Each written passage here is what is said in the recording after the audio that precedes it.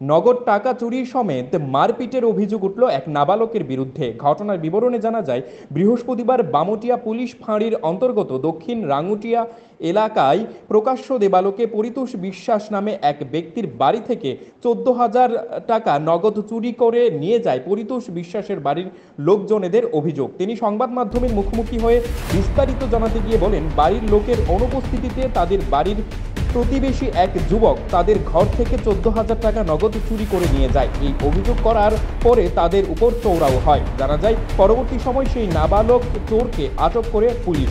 এখন দেখার বিষয় পুলিশি তদন্তে কী রহস্য বেরিয়ে আসে, কারণ চোরের পরিবারের দাবি তাদের ছেলে চুরি করেনি।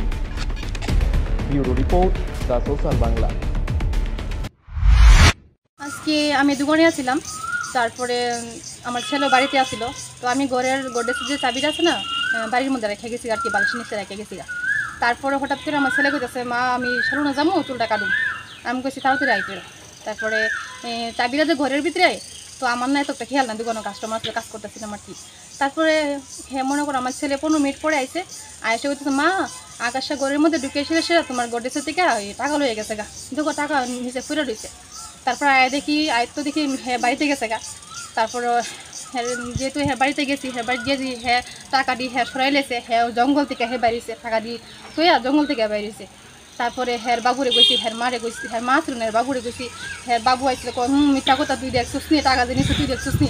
আমি কইছি আমার ছেলে দেখছে এবং টাকা টুকা দিয়ে ফিরে রুচে নিচ্ছে, তুমি এসে দেখো গোড্রেজ পুরা খোলানো।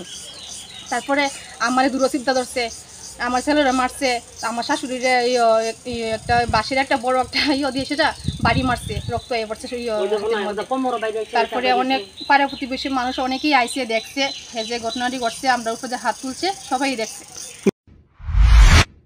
রান্নার স্বাদ এবং গুণমান বৃদ্ধি পানি সিস্টার গুঁড়া মশলা। সয়াবিন আটা সুচির পর প্রত্যেকের সুস্বাস্থ্যের জন্য এবার রান্নার তেলের দায়িত্বেও সিস্টার কাচ্চিখানি মাস্টার্ড অয়েল। সিস্টার, আপনাদের বিশ্বাস আমাদের দায়িত্ব।